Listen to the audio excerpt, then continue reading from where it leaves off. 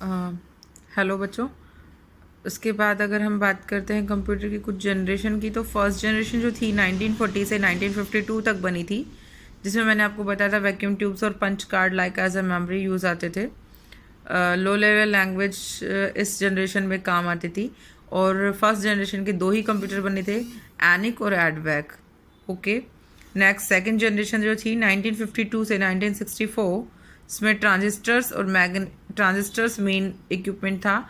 Magnetic tape use में आती थी like as a memory. High level language के कंप्यूटर्स यूज़ में आते थे।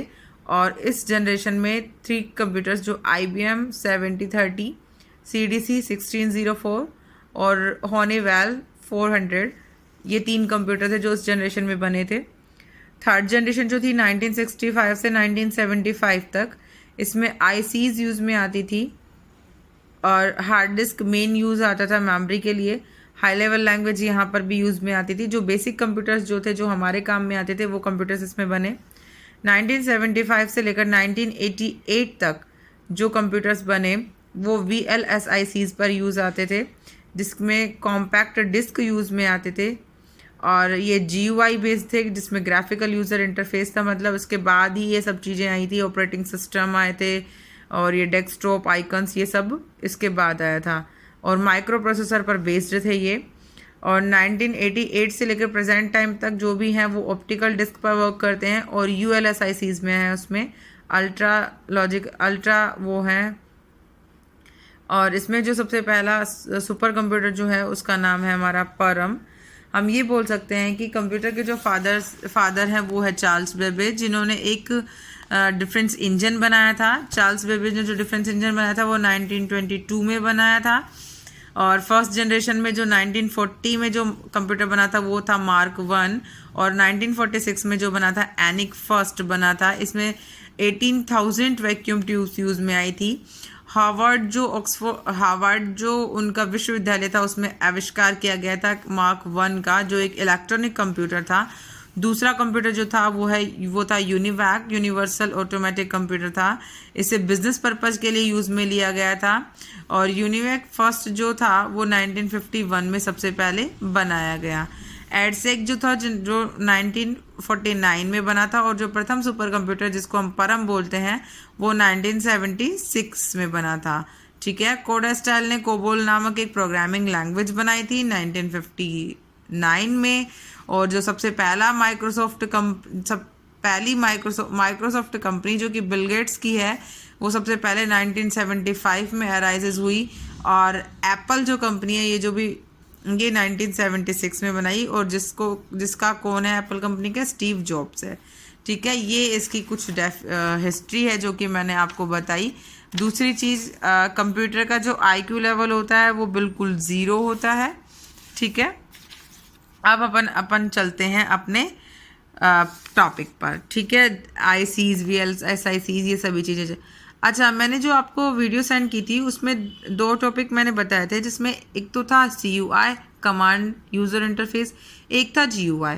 कमांड यूज़र इंटरफेस तो थे जब डॉस चलते थे, जिसमें कमांड पर बेस होकर सारा वर्क कंप्लीट होता था। ठीक है। मतलब अगर आप उसमें फाइल को ओपन भी करना है आपको, तो आप ओपन के लिए ओपन कमांड लिखेंगे और फाइल का नाम लिखेंगे, देन एंटर प्रेस करेंगे तो फाइल ओपन हो जाएगी। जबकि GUI में क्या होता है, हम लोगों को ऊपर मेन्यू बार मिलती है, हम फाइल मेन्यू बार पर क्लिक करते हैं, ओपन एक पॉपअप मेन्यू खुलता है, ड्रॉप डाउन लिस्ट खुलती है, अपन ड्रॉप डाउन लिस्ट में ओपन पर क्लिक करते हैं, फाइल का नेम डालते हैं, देन हमारी फाइल ओपन हो जाती है। ये तो है CUI और GUI के बीच में डिफरेंस। ठीक है। जो आजकल के जो अपने कंप्यूटर्स हैं जिनको हम लोग यूज़ में लेते हैं वो हमारे GUI बेस्ड है ना, क्योंकि उसमें हमको हर चीज़ करने के लिए हमारे पास आइकन्स बने हुए होते हैं, हम लोग उस पर क्लिक करके अपना इजीली टास्क कंप्लीट कर लेते हैं। ठीक है। तो 1990s में जो हमारा सबसे पहला अपन बोलें कि जो वेब है हमारा www, जो कि जनरेट हुआ था, एक बहुत बड़ा पार्ट बना था ये हमारी लाइफ का, जिसको भी जैसे अपन यूज़ में लेना था नेट, तो उन्होंने कब लिया था, 1990s में। ठीक है। 1965 में इंटेल जो कॉरपोरेशन है उसकी एक उसके अंदर एक लॉ बना था जो कि प्रिडिक्ट करता है नंबर ऑफ ट्रांजिस्टर्स को एक चिप पर, मतलब जो कि ये फिक्स करता है कि एक चिप पर कितने नंबर ऑफ ट्रांजिस्टर सेट किए जाएंगे। ठीक है, अकॉर्डिंग टू दिस यूनिट अब हम आते हैं अपनी मेमोरी पर। सभी को पता है कंप्यूटर को मेमोरी की नीड होती है डेटा इंस्ट्रक्शंस को स्टोर करने के लिए, फ्यूचर स्टोरेज के लिए। तो जो भी डेटा ऑफ यूनिट जो मेमोरी में स्टोर होता है वो 0-1 की फॉर्मेट में स्टोर होता है ताकि वो कंप्यूटर से इजीली अंडरस्टैंड किया जा सके। ठीक है, तो अपन 0 और 1 वाली जो लैंग्वेज होती है उसे अपन बोलते हैं बाइनरी लैंग्वेज, जो कि इजीली अंडरस्टैंड किया जा सकता है। ठीक है, अब अपन ये बात कर लेते हैं इसकी यूनिट की। जो सबसे पहले वाली यूनिट है, इसमें दिया नहीं है। अगर हम मेमोरी की यूनिट की बात करें तो सबसे पहले बनती है, वेट कीजिए एक minute, bit then byte then KB, wait a minute,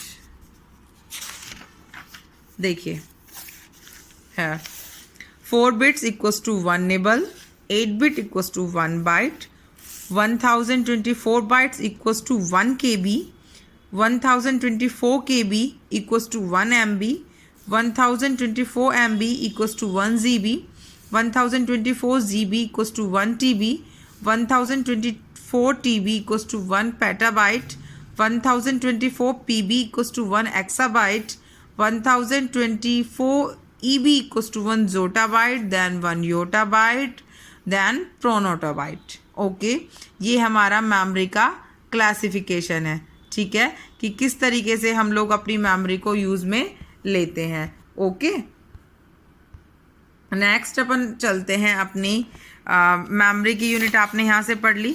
अब अपन बात करते हैं कि जब मेमोरी की बात ही हमें लेनी है तो मेमोरी के टाइप्स देख लेते हैं। 2 तरह की मेमोरी होती है, इंटरनल मेमोरी और एक्सटर्नल मेमोरी।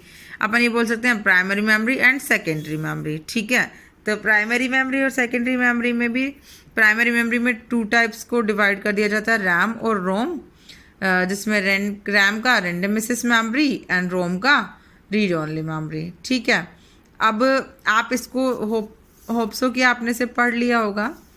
अगर आपको इसमें कुछ समझ नहीं आता है तो आप मुझसे पूछ लेना।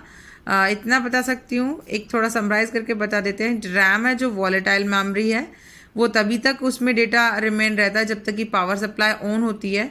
और रोम जो है वो नॉन वॉलेटाइल मेमोरी है, उसमें डेटा पावर टर्न ऑफ हो जाता है तब तक भी उसमें डेटा लॉस नहीं होता है। परमानेंट डेटा स्टोरेज मेमोरी है और फास्टेस्ट मेमोरी है। ठीक है, ओके। अब उसके बाद हम बात करें अगर सेकेंडरी की, तो हमारे पास आती है hard disk, optical disk, pen drive, ये सभी क्या आती हैं हमारी सेकेंडरी मेमोरी में। ठीक है, जिसमें मैंने आपको हार्ड डिस्क बता दिया है अच्छे से। अगर आपको नहीं समझ में आया हो तो मुझसे पूछना। ओके, अब अपन चलते हैं अपनी कैश मेमोरी पर। अब ये कुछ मेमोरीज थी जो आपको नहीं बताई, जिसमें कैश मेमोरी और रजिस्टर मैं आपको कल बताऊंगी। पूरा इसके ऊपर मैं आपको एक टॉपिक दूंगी और उसके बाद ही मैं आपको कैश मेमोरी और रजिस्टर्स बताऊंगी। ठीक है, अब उसके बाद अगर अपन बात करते हैं CD DVD के बारे में, मैंने आपको सेंड कर दिया था, पढ़ लिया होगा आप लोगों ने। कोई प्रॉब्लम हो तो मुझसे पूछ लीजिएगा। बाकी उसमें कंप्लीट जो भी कंटेंट था वो ऐसा है कि आप समझ सकते हैं उसको। इसके बाद अपन बात करते हैं data capturing, storage and retrieval. Data capturing जो है डेटा को कैप्चर करना, ठीक है, गैदर करना उस डेटा को, जिसमें इसमें लिख रखा है बारकोड रीडर्स।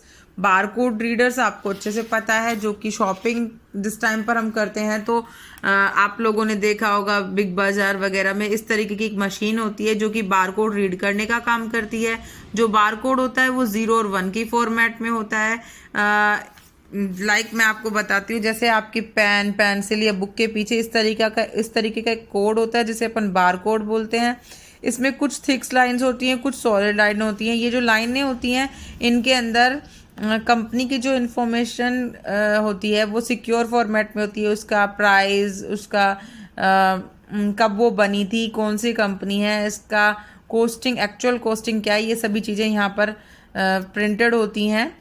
ये एक इसका सिक्योर कोड होता है जिसको बारकोड से ही रीड किया जा सकता है, जिससे कि हम लोग उसकी एक्चुअल प्राइस के बारे में जानकारी ले लेते हैं। ठीक है, नेक्स्ट अपन बात करते हैं डेटा स्टोरेज, जो कि क्या करता है, स्टोर करने का डेटा को स्टोर करने का काम करता है, जिसको अपन प्रोसेसिंग के बाद में लेटर में काम में ले सकते हैं। ठीक है, तो ये जो प्रोसेसिंग डिवाइस है ये बड़ी बड़ी ऑर्गेनाइजेशन में काम में आती हैं, जिसमें हम लोग अपने रिक्वायर्ड टाइम के हिसाब से न्यूमेरियस डेटा को स्टोर कर सकते हैं।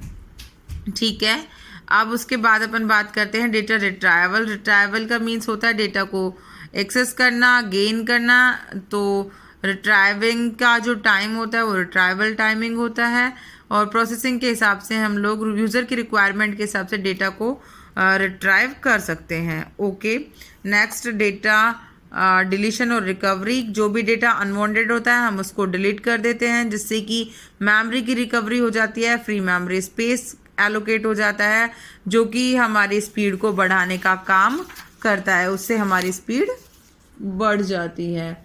ओके, उसके बाद जो हम बात करते हैं सॉफ्टवेयर्स की। अच्छा, हम बात कर रहे थे हार्डवेयर की और सॉफ्टवेयर की।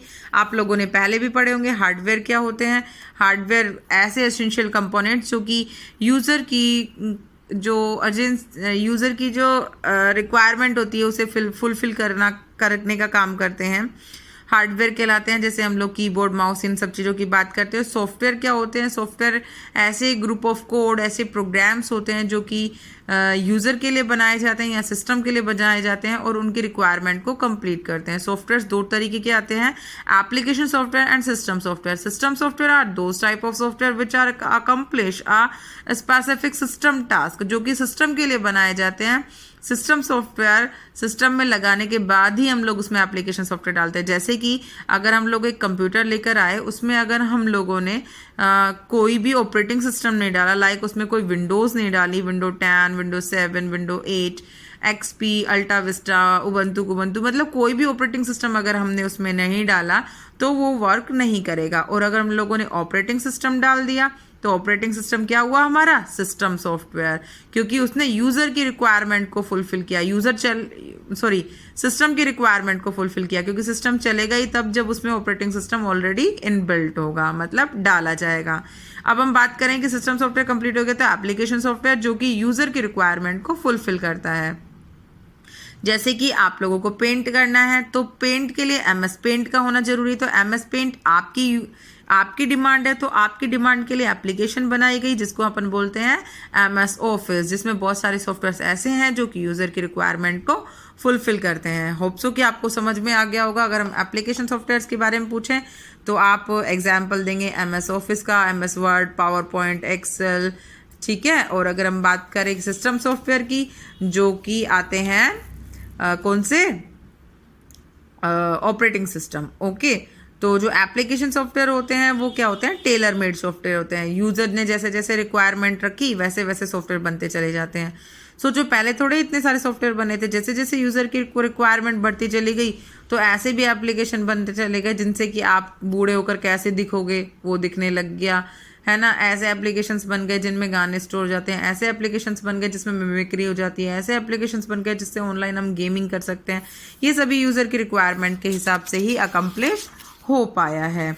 सॉफ्टवेयर की नीड कहाँ कहाँ पड़ती है भाई, सिंपल सी बात है, जहाँ जहाँ पर भी हम लोगों को काम, जहाँ जहाँ पर भी हमें अपना काम करवाना है, कुछ स्टोर करना है, कुछ परफॉर्मेंस करनी है, वहाँ पर हम लोगों को नीड होती है सॉफ्टवेयर्स की। ये हो गया हमारा। ऑपरेटिंग सिस्टम क्या होता है, ऑपरेटिंग सिस्टम मैंने आपको मैंने आपको जो वीडियो सेंड किया उसमें ऑपरेटिंग सिस्टम क्लियर है। ऑपरेट करने वाला, जो हमारे सिस्टम को ऑपरेट करे, चलाए, that is called operating system. बहुत सारे ऑपरेटिंग सिस्टम्स आते हैं मार्केट में, लेकिन जो पहले चलते थे वो भी और अब भी, जिसमें Linux, Unix, Ubuntu, fedora, Android, iOS, मैनचेस्टोस और विंडो XP, विंडोज़ के जितने भी वर्जन है वो सभी इसमें आते हैं। नेक्स्ट अपन बात करते हैं सिस्टम यूटिलिटीज। सिस्टम यूटिलिटीज क्या होती हैं, सिस्टम यूटिलिटीज का मतलब जो सिस्टम की मेंटेनेंस और कॉन्फ़िगरेशन को ध्यान में रखकर बनाई जाती हैं, है ना, जो कि ऑपरेटिंग सिस्टम के साथ में डिस्क को फ्रैगमेंट करके उसकी यूटिलिटी को मतलब रिस्टोर करती हैं। जैसे कि एंटीवायरस सॉफ्टवेयर सबसे मोस्ट पॉपुलर एग्जांपल है सिस्टम यूटिलिटीज का एंटीवायरस सॉफ्टवेयर, जो कि उसकी डिस्क को क्लीन करके, उसको फ्रैगमेंट करके उसमें नया डेटा स्टोर करने का काम करती है। आज के लिए इतना ही, रिमेनिंग टॉपिक हम कल डिस्कस करेंगे। Thank you.